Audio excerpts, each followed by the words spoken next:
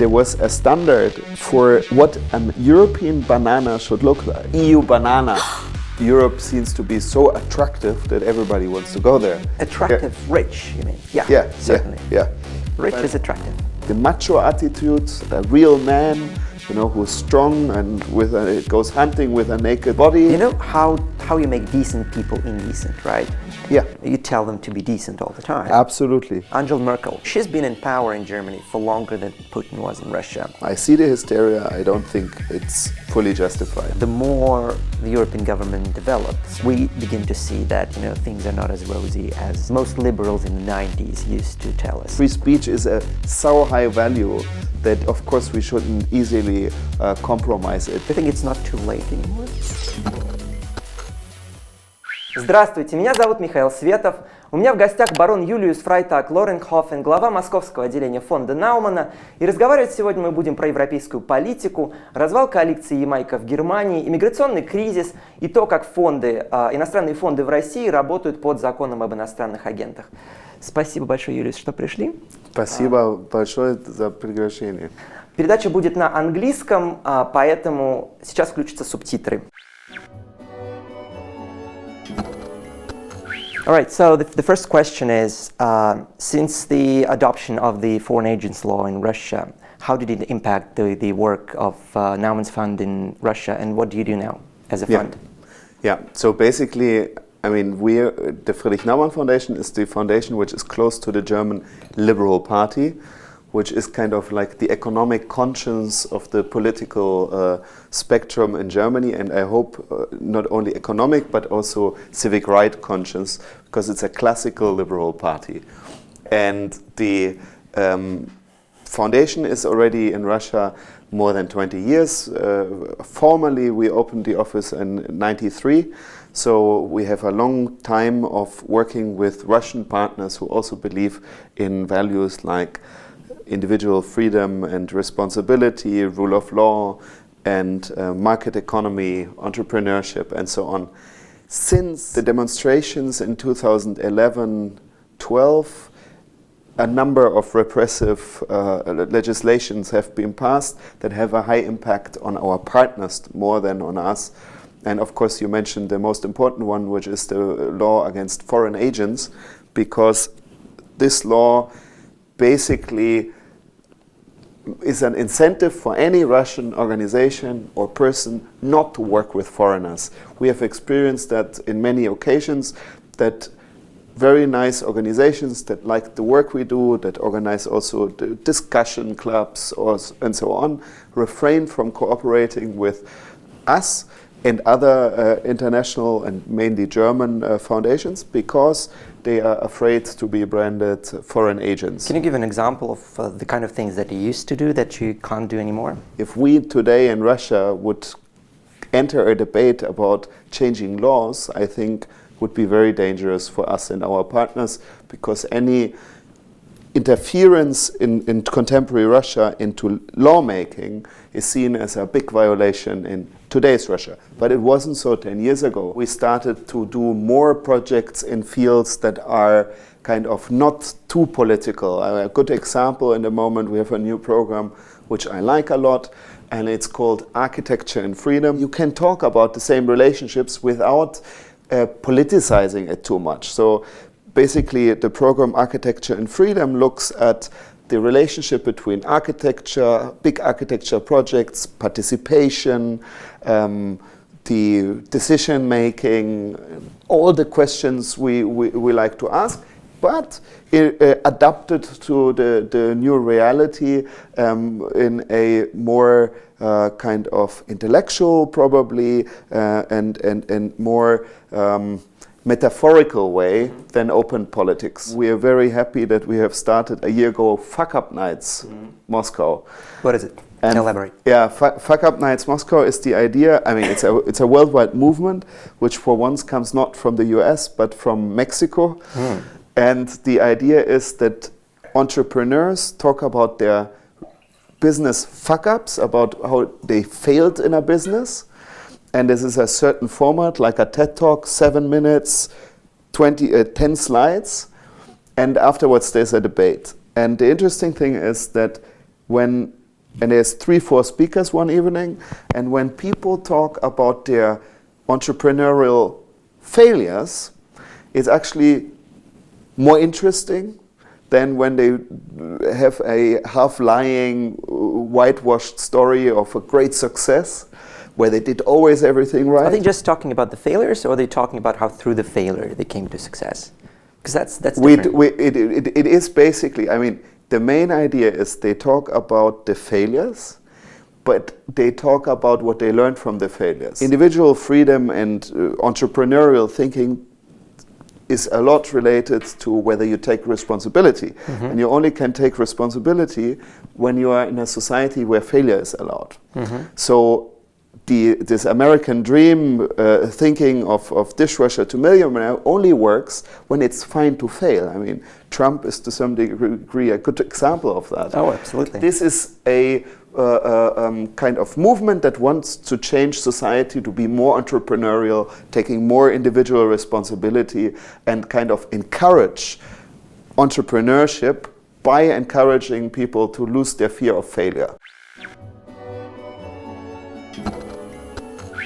Moving to Germany and Europe in general, how strong is the anti-Putin sentiment in Germany among the establishment and among the people, if there is any? Yeah, no, I think it changed dramatically over the war in Ukraine.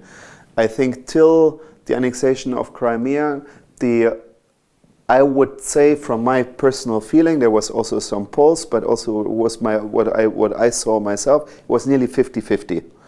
So there was 50% of Germans that would say Putin is an evil dictator that is kind of against all the values we stand for, and 50% would say Russia is in a problematic situation, but it's mainly because we did something wrong, and if we open ourselves towards Putin, and Putin would be great to cooperate with us.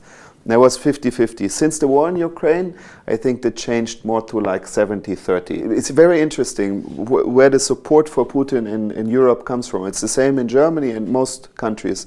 It's either the far left parties or the far right populist parties.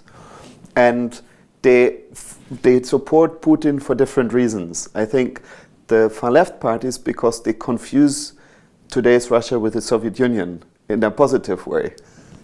And they share with the far right as anti-American sentiment, anti-capitalist sentiment, so they like Putin for that.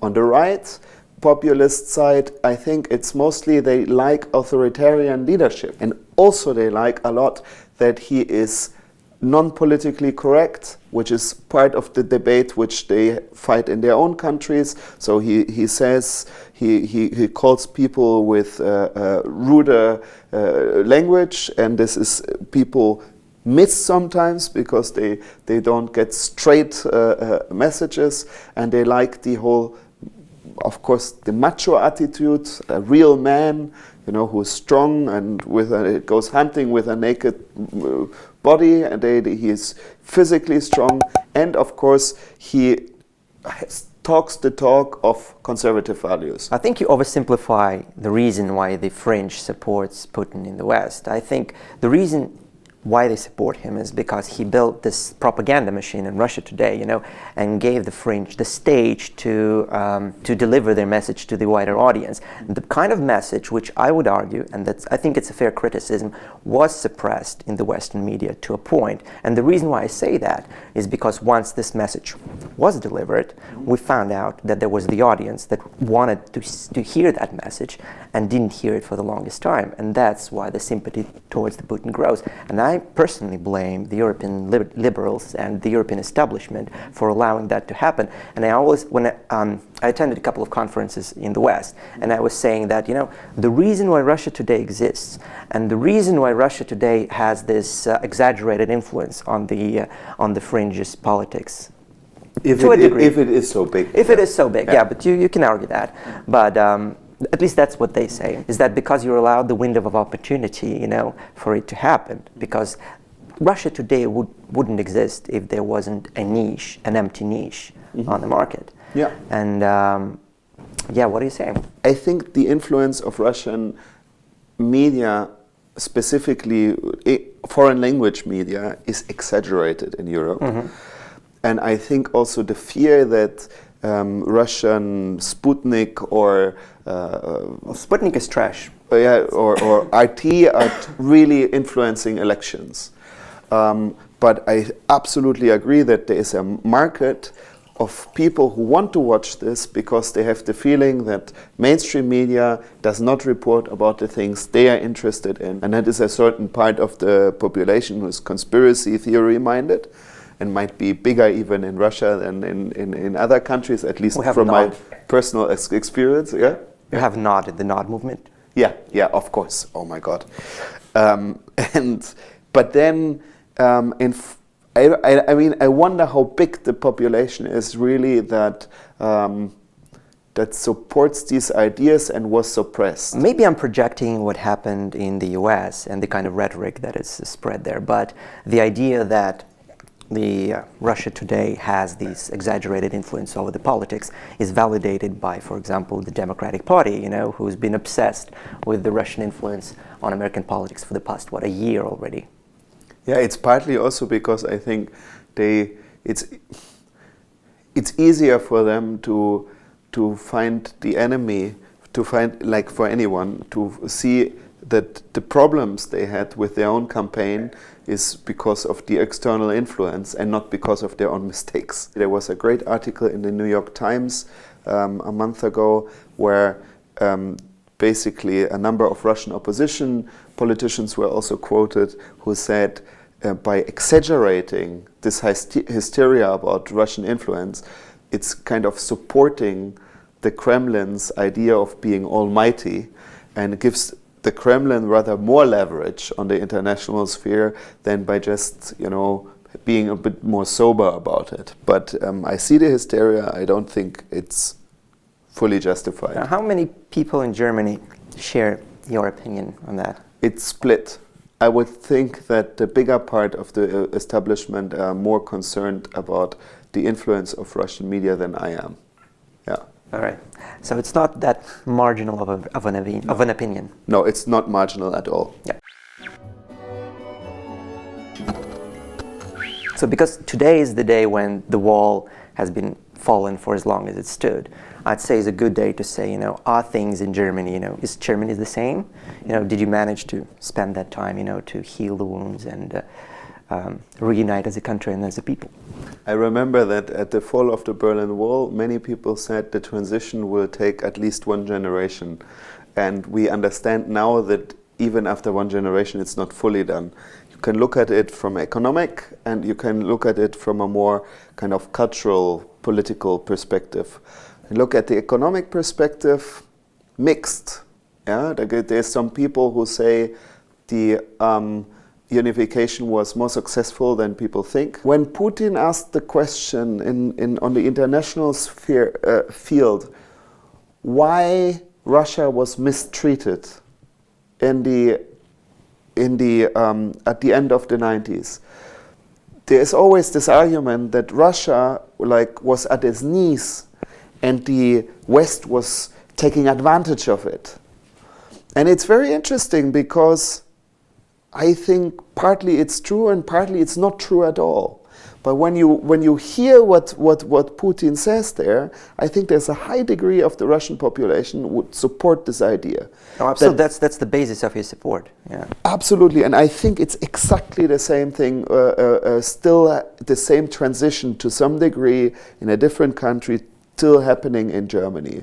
So these people who kind of in East Germany support now Alternative für Deutschland, which is a little bit more conservative, authoritarian in appeal, but mainly is anti the Western establishment, is part of the support because they have the feeling we were at our knees, we were abused by the West, by Western Germany. We were taken over by Western Germany. Often I hear this argument that they say there was no reunification, there was just an annexation of the East because all the laws, all the legal system, the constitution were just transferred from the West to the East. And that was of course not because there was an annexation. It's a wrong argument. The majority of the population in 1989 and 1990 in East Germany said, we don't need a new constitution, we want yours. Yeah, we see that it works in the West. But somehow, of course, there were disappointments, expectations were gigantically high, and then things collapsed economically. There was suddenly everybody who had any relationship with the Secret Service, even when he at one time said something, was of course filed. He was an informant. People were kicked out of public service. There was a really tougher, I would say, they cleaned civic service more than they did after the Nazi time in West Germany. Yeah? So there was a radical saying that if you were with the Stasi on a certain high degree of involvement, then you would never find a public job anymore. And then they had suddenly the feeling that also the politics is all dominated by Westerners. Even Angela Merkel, I think, she is seen in East Germany not as a real Eastern German, because she is not talking on behalf the East Germans. So are you saying people in East Germany are nostalgic about the Eastern Germany's time? Partly is nostalgic, and a part is just feels unrepresented in contemporary Germany. They feel somehow between the chairs. They feel they don't want to go back to the GDR, but also they're not happy where they are. They look for references elsewhere. Because in Russia, you know, people are nostalgic. You know, yes, the things were great in Soviet Union, and that's a very real sentiment among a certain groups of people. True, and often also with people who didn't see the Soviet Union. Oh yeah. There's the whole mythology, you know, revolving around that. I know the ice cream was particularly delicious, they say in Soviet Union. Yeah, absolutely. Yeah. And we all know ice cream is particularly delicious when you're young. Oh, yeah. The European Union started as the European Economics Community, and it sought to boost trade and economics among European countries. And after a certain time, after 20 years, the Maastricht Treaty was adopted, and it only went through a referendum in 5 countries. And a lot of people, and I don't have a personal opinion on that yet, but many people would say that the Europeans never asked for a political union. Europeans never voted for it, you know, they never agreed to it, and the existence of the European Union, you know, goes against the interests of the nation states that form it today. That's why the Brexit happened, that's why the votes were held in the European Constitution was rejected unanimously, and I think it was a terrible document, because a constitution... Not unanimously. Well, not unanimously, but... 2 countries, yeah. It was not a success. And I looked through it, I didn't read all of it, because a constitution of 400 pages is a ridiculous document. Absolutely. I'm sorry to say that. Yes. And so how do you think is Europe still moving towards an even closer political union, and is it at all a good idea? Yeah. It depends on what level. I mean, I'm first, as a liberal, for me the most important is the individual, and not the nation state. So the nation state is usually is an historic development that allowed lots of individual freedoms to be protected because of the kind of the breaking up of all kind of class barriers by creating a different kind of state. But it doesn't need to be the end of history. So I personally, and this is I think a very shared belief among many liberal friends of mine in Germany and Europe, is something where there is on some levels more integration in Europe and on some level less integration.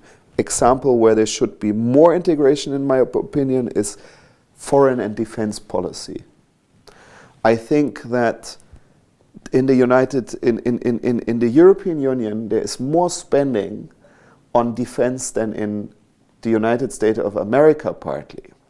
And But the crazy thing is that every country has their own little armies that are not integrated at all with each other, so they cannot be used in a meaningful way as like one territorial army, and it looks like a gigantic waste of money. Correct me if I'm wrong, but I think very few European countries today have a proper army. It's Germany, France, England, and basically that's it.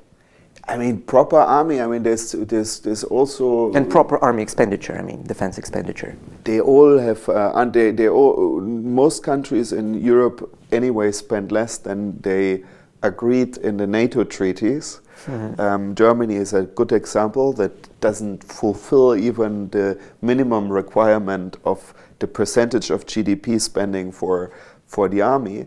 But also, Holland has also an army, Belgium has also an army, Spain, Portugal, Greece has an army where they spend lots of money on. So I would hope, while in reality there will be still national armies, that they would somehow integrate their spending in order to cut wasted money and to be more effective working together. Doesn't NATO fulfill this role that you mentioned of the defense of all Europe? Why do you need a separate European army if you're already a member of NATO? I mean, I personally think it is kind of a little bit of self-respect that you at one point are able to defend yourself and don't need a big brother from across the ocean. The same argument can be made for nation armies as well, though. Absolutely, it can be absolutely done in the same way. I mean, I personally believe in a political project of European integration, and that's specifically for defense, because originally it wasn't only an economic union, but it was a union to prevent that the European nation state, who fought the most of their history against each other, would go into a war against each other. Mm-hmm. And I think this is the original reason, because before the economic union, they had the European Union of coal and steel. And why coal and steel? Because that was the most important defense materials to build artillery, guns and so on, and they wanted between France, Germany and the Benelux states somehow to prevent the next war between each other. And so for me the integration of national state armies is also partly to prevent that we continue to fight each other. And NATO does not fulfill that?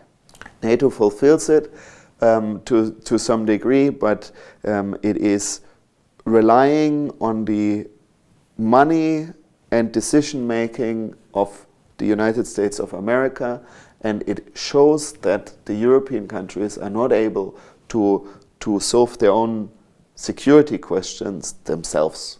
And so I would think, out of self-respect, it would be time to be on a more equal footing with the United States by keeping them as good partners, but being able to serve for their own security. It's basically what Trump and also some other American politicians say already for a long time, that they say, we are not gonna finance European security forever because you're grown up enough to do this yourself. Sure, but the reason why the Americans have exaggerated influence in NATO is because they're paying for it. And the only reason why they're paying such an exaggerated amount is because Europe is not paying enough. Absolutely. If you were to pay, the same amount of money, you will, there's nothing in the structure of NATO that gives the US exaggerated influence. You're absolutely right. It comes from exactly the reason that they pay for it. If the Europeans would pay their due more in NATO, then they could renegotiate this with the Americans. So the only reason why you prefer the European army to the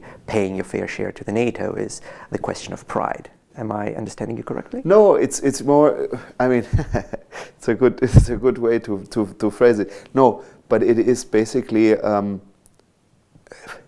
a liberal. I believe in individual freedom and individual responsibility, and I think it is not responsible if you kind of give away your own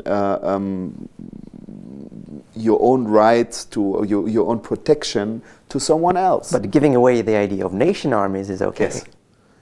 Yeah, because the nation is not, for me, the only entity that exists. But I don't think that you need to give up nation armies. You can also have national armies. I think armies as such will always be national in Europe, partly because of language question. So in your opinion, the idea of the Europe of regions is a bad idea? No, it's a great idea. I mean, I believe absolutely in the idea of subsidiarity and in sometimes also softening the nation state, because we have we have realized now in the last decades that we have regions that are bordering each other between, let's say, Germany and Italy, or France and Germany, that are more similar economically and to each other than they are with other parts of their own country. And of course, it makes sense to have policies, probably integrated policies, create little kind of trading zones or special economic policy zones in Europe that are not only relying on nation states. So to integrate regions with each other, to find ways of kind of creating common infrastructure together. So it's all the idea of subsidiarity. Do things that you can on the lowest possible level. And if you need a higher level, then do it on a higher level. But the higher level doesn't need to be the nation state, but it could also be like a regional cooperation or something. But the idea of Europe of regions is not exhausted by the economic collaboration. It's also about certain level of political autonomy, especially like in the light of Catalonia, for example, in the movement for independence there. What the Europe of regions says about that is, they should have their independence. They should, split out of Spain and enact their own policies and be their own nation state.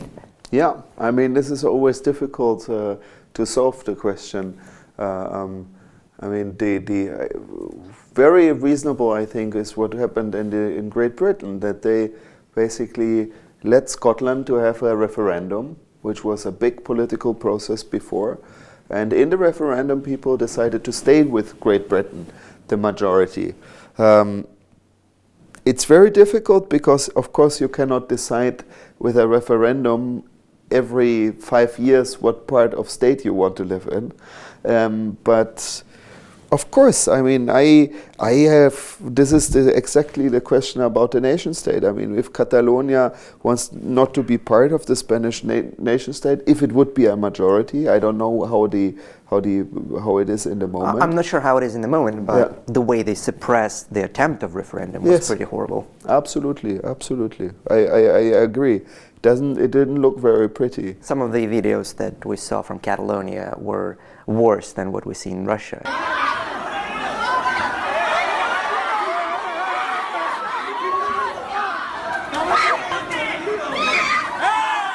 It looked awful. Yeah, it looked awful, absolutely, I agree. So you're talking about individual liberties and your party, Liberal Party, supporting them. But surely the freedom of association stems from the individual liberty. Of course. So how does it place together with the idea of you not supporting, freedom of association also means freedom not to associate. It doesn't go one without the other. Absolutely. And the whole immigration crisis that's happening today in Europe is basically people feel like their freedom of association is being violated by the kind of policies enacted by the European Union. And they're trying to flee from those decisions, basically. Yeah, I mean, I would say first that the refugee crisis is, of course, a sign of that Europe seems to be so attractive that everybody wants to go there. But attractive, rich, you mean? Yeah, certainly. Yeah. Rich is attractive. Yeah, of course. But the most sustainable wealth comes from a market economy with kind of a level playing field and clear rules and a set of kind of a market that people can interact with and know their property is protected.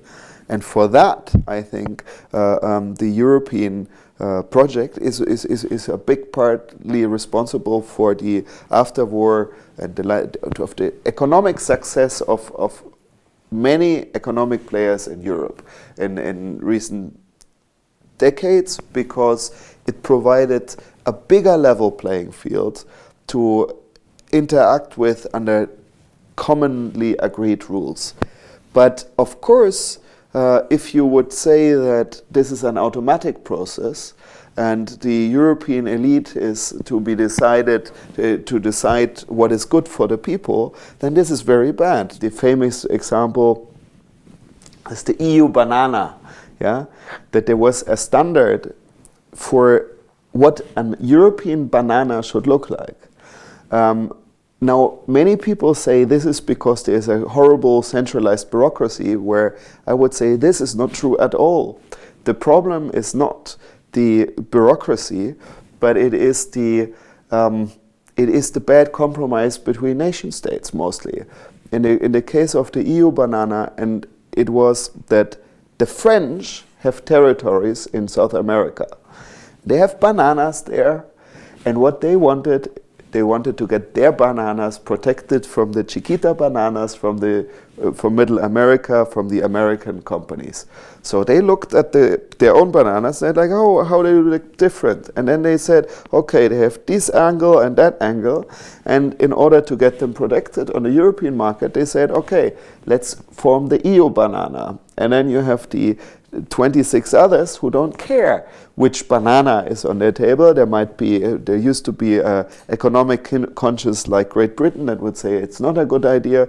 And then there would be some negotiations, and then probably the British got like a more flexible regulation for the banks, and then they said, okay, you can have your banana. I'm going to make a libertarian argument here. Yeah. So when you create this centralized decision-making machine like the European Union is, the problems it creates for everyone, and they multiply because every member state, wishes to protect its own bananas, its own crops, its own farmers, its own production, etc., etc. And this kind of, compromises accumulate in this global government much faster than they would have been on the level of the nation state. Why?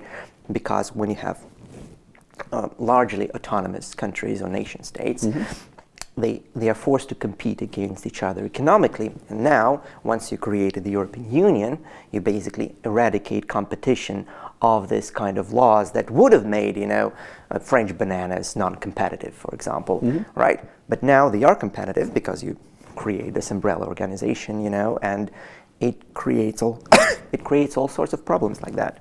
Yeah, I think one thing how to deal with these problems is what Maastricht did was to give more powers to democratic institutions against bureaucracy. And their main idea was to empower the European Parliament with directly elected members of Parliament. Now the problem, of course, is that the participation of the electorate is not very big.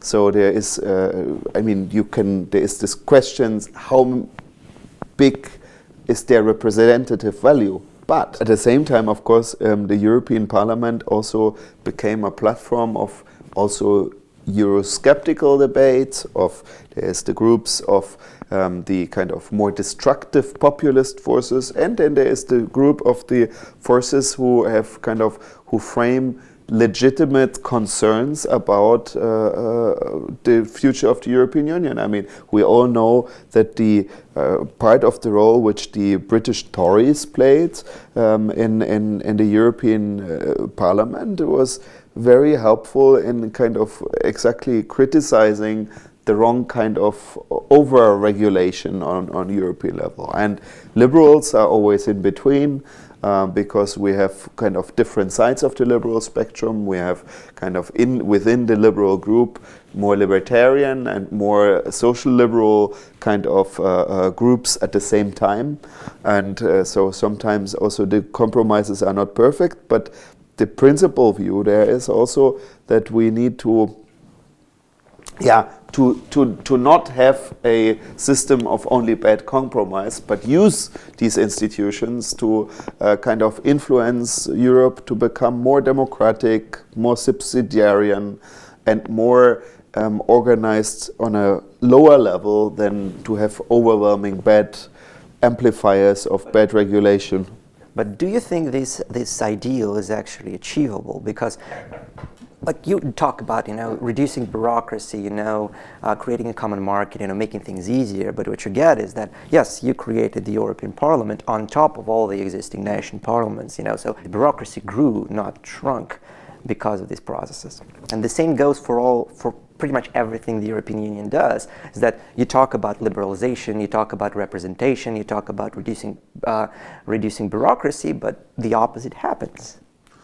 I mean, still, putting things in perspective, the European bureaucracy that's mostly in Brussels, all the EU civil servants are about the same amount of civil servants as of like a mid-sized German city like Dortmund. Yeah? I mean, it is not like there's not a crazy, a huge army of bureaucrats. It's not so big for the work they have to do. For me, the question of whether rather to run the show alone as a nation state or in the concert with the neighbors is for me a no-brainer. Yeah? I mean, Germany has a long history of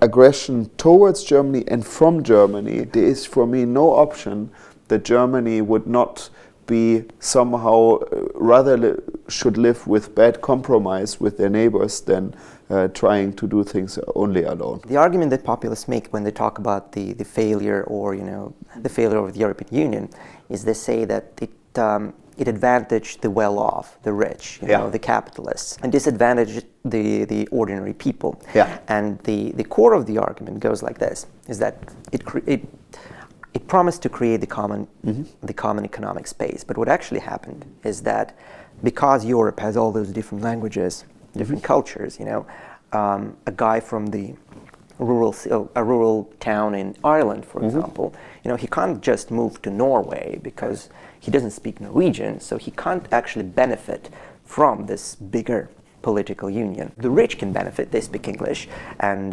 again, the part of the message of Farage was, everyone speaks English, so everyone moves to the UK, but the British people, they can't benefit from it because they don't speak the Swedish, the Norwegian, the Finnish, etc., etc. So it's just the rich that benefit, and the poor gets the shit end of the stick. The European Union is a political union. It's not simply an economic union. Yes. A lot of policies it enacts are political, and one of them is the immigration policy, which is kind of forced onto a different nation states, and some of them are very unhappy about it. Yeah, but I would say with the immigration policy, because they didn't find a good enough compromise. They have only treaties that didn't work. The whole Dublin II system, which was the basis of the, which was the legal framework for the migration crisis, asked from each member state to take a certain percentage of refugees, and many countries just refused it, which is fine. If you say you cannot deal with it, I mean, it has to be part of your own political process to decide how to deal with refugees. But I think what was also very bad in the German behavior in the Merkel government with the refugee crisis was that they more or less said we do this unilaterally. If all the others don't hold their commitments, then we solve now the problems. And they started doing their deal with Turkey to keep a number to give Turkey money so more refugees stay there. And they started kind of imposing something which people had in other countries had some imperialistic feeling about from the German we solved the problem attitude. I think it also, of course, it strongly helped the far-right parties who have usually a anti-migrant agenda as part of their agenda. But I liked what the leader of the German Liberal Party at that time said. He said, stop attacking the far right-wing parties in the media and everywhere, because you don't get them away by saying that they are evil. You will get them away by solving the problems they address. And this is exactly the thing. So if we would have earlier a migration law in Germany with clear rules, clear and understandable rules for both refugees, asylum seekers, and just working migrants, because as liberals we believe that it's great. Everybody, I mean, that in principle we are for the free movement of people, and we are for migration. We know that it's demographic, makes sense to have migration, but of course to certain conditions, like the countries like you lived in New Zealand. Yeah. And New Zealand is a good example of a country that partly has policies where they select who they come, who they want. New Zealand in the also has an advantage of being on the edge of the world. You know, not many refugees are able to get there. That is true, of course. I was talking to friends in Greece, you know, in Poland, and what they say about the European Union and the kind of the economic union that you have in Europe is that Germany created a perfect system, that they have the industry, they have the wealth that they've got, that on the market economy, you know, would have led to appreciation of the mark and made other countries, other European countries, more competitive.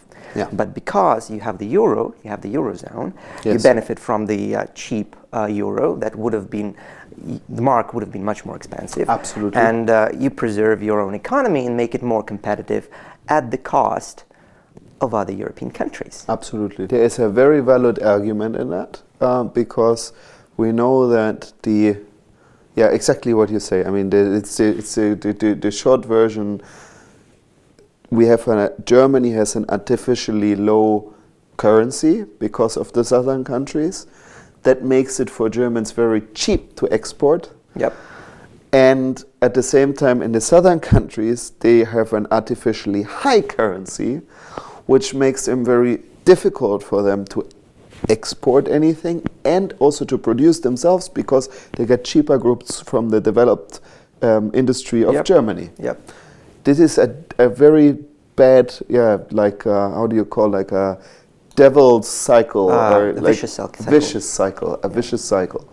So we need to create the institutions in a way that they can leave the currency when they need it and come back when they are ready for it. Because of course the common currency has also benefits and positive alone psychologically, that I don't have to change money when I am traveling across Europe, and that I don't have to lose money by all the kind of trading between different currencies. But if Greece cannot leave in the moment, if Greece is not able to, for example, leave the Eurozone for some time, they are in a vicious circle and cannot recover. It doesn't matter how much money they get for reforms. They have automatically an incentive system which kind of makes it not possible to develop your own industry, or to kind of improve the economic situation. They always have to cut costs, but at the same time they get money from Germany, and because of the money from Germany they don't really have to cut costs, and so they can maintain an inefficient government system. I wouldn't use the word can. I mean, as you mentioned, they have to. They don't have a choice. It's not their choice. Yeah, exactly. I don't want to say no. They're not evil. They're in a deadlock. They don't have a chance. So what is the solution to that problem within the European Union right now? I think the solution is that countries need to be able to leave the Eurozone. That basically we need a more flexible system of countries getting in and out certain policy areas of the European Union. It's a little bit like you partly have that already in the European Union. Like Britain, for example, was never part of Schengen, because they never trusted to be integrated in the same border. But they really had to fight for it, though. Yeah, but I think this is the future. Like a European Union where you can integrate in some areas and not integrate in others, and get out of certain areas when it is not beneficial, in order to make the system more flexible, so that it is exactly not what you say, a super state that only sucks you deeper in, and the only way out is like through becoming an independent nation state again, but where you can kind of play with different elements of the European Union. But surely there is a conflict of interests right now between the European bureaucracy and the European government, and the kind of things that you said, because in the interest of the European government, as of any government, to accumulate power, to accumulate control, and that's not something that is you can avoid. But this is the wonderful thing about the complexity of the world, is that you have not only the interest of bureaucracy, but you also have ideology. And there is the liberty-minded ideology is absolutely going against the part of this bureaucratic integration interest. At least we have the debate in the European Parliament, and if it grows too much, then the parties of the Eurosceptics will grow, and they will also have more influence in the European Parliament. So I hope that this is a natural kind of development of a debate. So you think the Brexit happened is actually a good thing for the European Union? It is partly a good thing, partly a bad thing, yeah. I mean, but there's certainly positive elements coming from it, of course. Because without Brexit, some arrogant people in Brussels would have thought it's going on like it always was. Yeah, I'm sure that there's more reflection after such a shock. Mm. So let's talk about Germany now. Yes. Angela Merkel. So she's been in power in Germany for longer than Putin was in Russia. And when Russians, when the West, scolds Russia for having too little democracy, it's always an argument that's being brought up, look at what's happening in your country. And I say it's a valid argument, because it's very odd that, in the whole of Germany, Angela Merkel is such an indispensable, politician who's, who you can't change for 20 years. How does this happen in a democracy? Yeah, I mean, I must say first, it is always a dangerous moment for any system, I think, when people think that one person is indispensable. I mean, much I can appreciate how Angela Merkel was able to kind of mediating different European countries in different questions. Sorry, I mean, if she's indispensable, then we have a problem in the system. I would honestly want in Germany a limitation to the time of the Chancellor, because I don't think it's healthy. I think it's at least, say only 3 terms. In Germany, it doesn't exist because they were before always worried about the president being too powerful, because our constitution is built on the constitution before the war, and there in the Weimar Republic, the president could release any government, and he took advantage of this, and that partly helped also to put the Nazis in power. Mm-hmm. But that's why everything constitutional was focused to reduce the power of the president and empower the government. And nobody thought at that time that this head of government could stay there for the end of eternity. Your argument is absolutely right. How can you criticize Putin for being too long in power when yourself are longer in power than him? But how did it happen? Like, how did Angela Merkel made herself indispensable? I mean, there's a number of factors. I would say she has a number of things which are very beneficial in Germany. She is projecting to be very boring, and people love her for that. What do I mean? And this is things why I love her for that as well, is she lives in a normal apartment not far from the Chancellery. In front of her house stands one policeman. She goes shopping to the local supermarket. Humble. She's humble, yeah. She's humble, and she cooks food for her husband when she finds the time for this.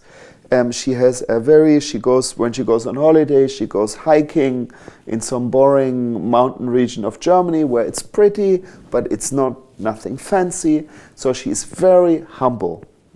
Second thing is, she is a very good listener. And she listens long before she decides something. So she is, with all the machos jumping around on her, and they want this and that, Merkel sits and waits. And most of the time, they harm themselves before Merkel needs to do anything. So Merkel makes the impression to win any fight by just staying calmer than the others. I just want to say that, those are just personal qualities. The same can be said about Putin. He's a president because, he's a great negotiator. He created a status quo, and, he listens well, and he talks, on using language that people understand. So there are a lot of people with good qualities, but there's just one Angela Merkel. Yeah. I mean, it is always a time of historic circumstance. Yeah, I mean, Putin did not become president because he had the super qualities or he was Superman, but because Yeltsin said this is his successor or the surroundings. But that's what my point is. That there are systemic reasons why Putin is where he is. Yeah. What are the systemic reasons in Germany that brought and kept Merkel where she is? Most of the her competitors were too hot-tempered, so she kind of took advantage to take control of the party. She basically took control of the party when there was the corruption allegations against Helmut Kohl, who made her minister before, and she at one point said, now it's over, the party has to go full impact against Kohl because we don't want to have any of the smear as any spot on our party. She was decisive, and in this moment she was more decisive than others, and that's how she appeared to become the leader of the party. Then she won an election, and this is what brought her then really to power, was against Gerhard Schröder, who partly had a problem because he did all the sensible economic labor market reforms that made the German economy strong. He was a social democrat, so he came from the left, but he did the most important liberal reforms in the German labor market of the last decades. The reason why Germany was able to cut costs in industry, and which made Germany so super competitive, and then today the strongest economy.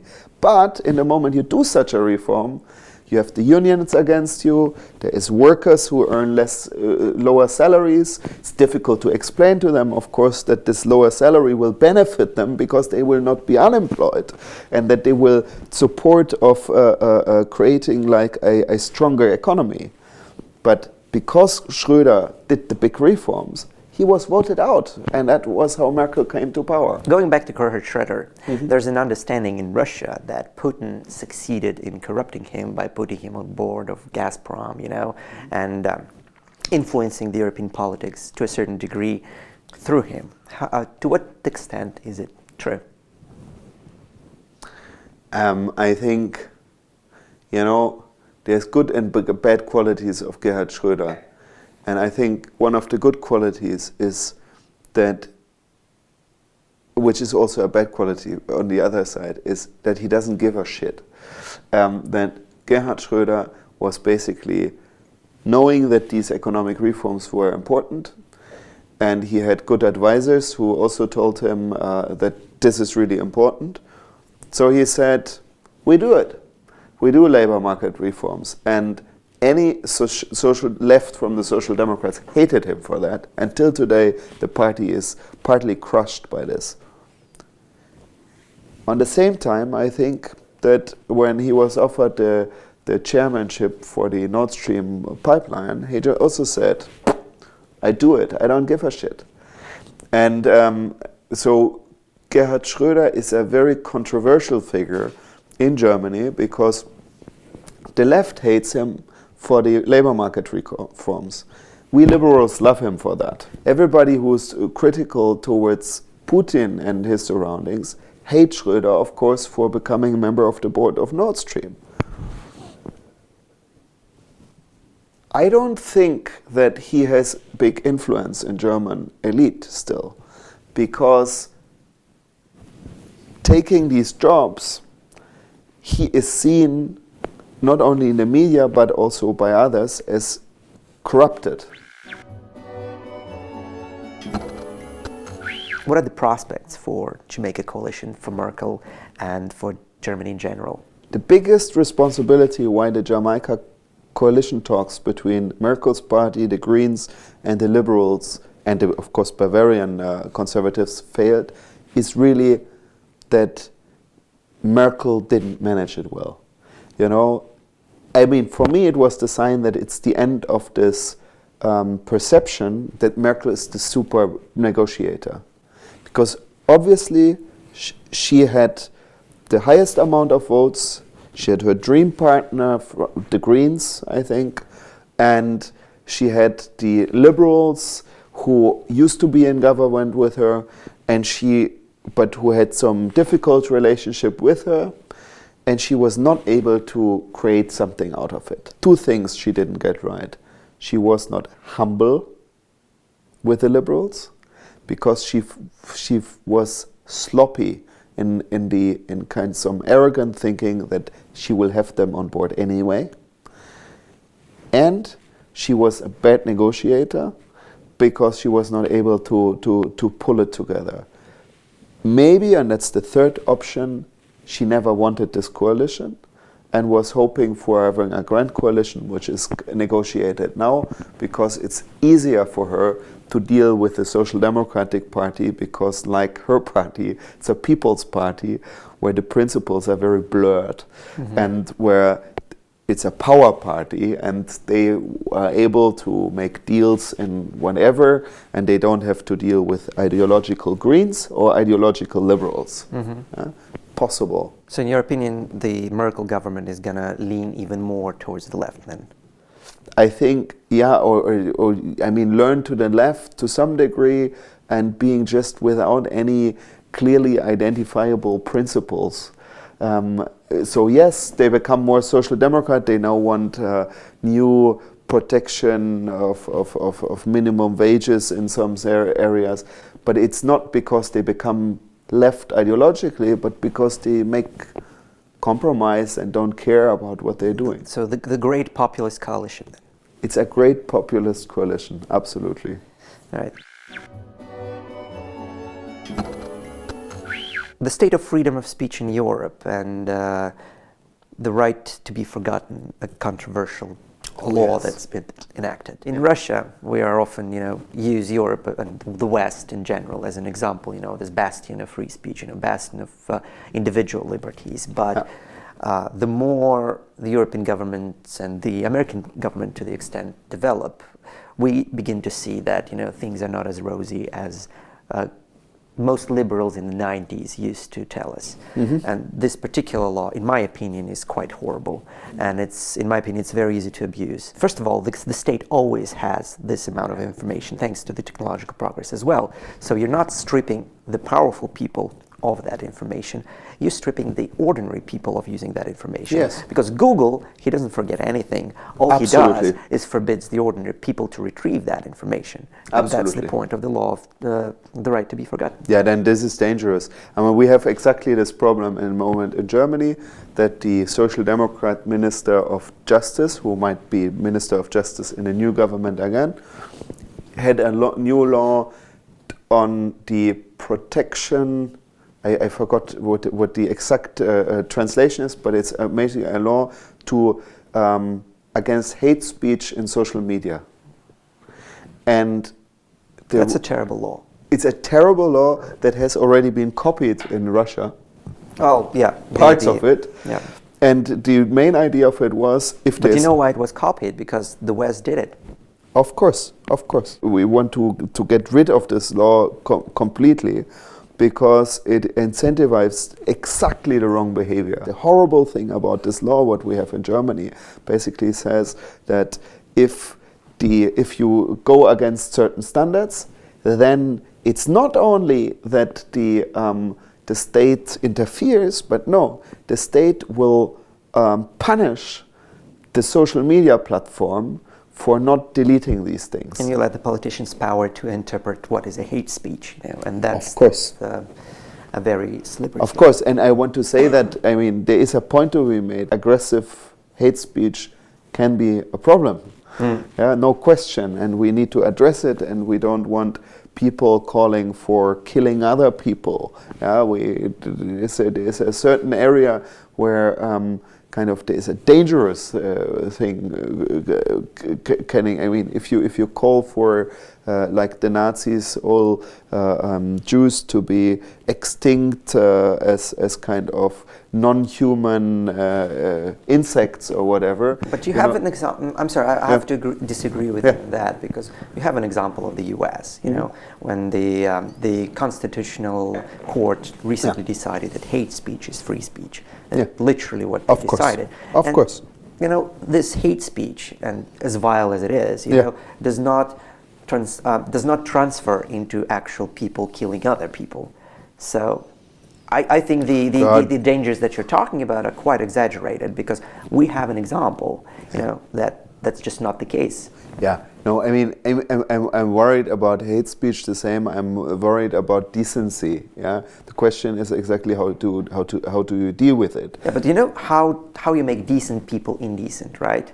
Yeah. You tell them to be decent all the time. Absolutely. Free speech is a so high value that, of course, we shouldn't easily compromise it by this hate speech discussion. But still, we need to find answers how to kind of to have less hate speech. And probably it's not via regulation, but we need to fight the fight on a different area. Yeah. The reason why the hate speech debate got as much prominence as it has right now is because of the refugee crisis and the immigration crisis that is happening in Europe. I lived in Europe for 10 years in total, and I've been in every Western European country. When politicians try to sell the Europeans the idea that, for example, what happened to Brussels is not a problem. And Brussels, and I keep saying that to Russian liberals a lot, Brussels is more dangerous than Moscow. Of course. Brussels is more dirty than Moscow. I lived 6 years in Brussels. There you go. So you know what I'm talking about. Absolutely. So, and I feel there's a lot of legitimacy in the kind of fears that people in Europe have regarding immigration, because the policies didn't change, and the immigration, like 10 years ago, immigration was much less of an issue than it is today. There were fewer immigrants back then, and you got that many more refugees right now, that many more immigrants. I mean, one sad thing which we don't like when we believe in open borders is that I think the EU borders will be more sealed. There will be a stricter European border police. Do you think it's not too late anymore? I mean, too late. I think it's a clear thing they will do, because I mean, the people who are now recognized as refugees inside the European Union, it's a different question.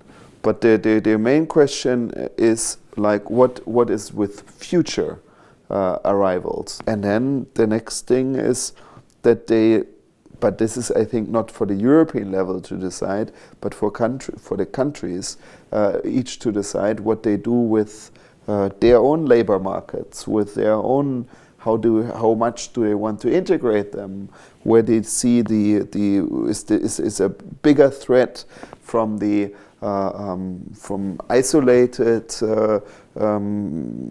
migrant populations, or is a bigger threat from them taking away labor work from Germans or whatever. You know, you're going to lose the votes anyway. That's what I meant. That like having 1 million refugees coming into your country in 1 year's time, what happened in a couple of years ago, right? So you can't create 1 million jobs straight away. No. So they're either going to take away jobs from 1 million Europeans, or they're going to be unemployed.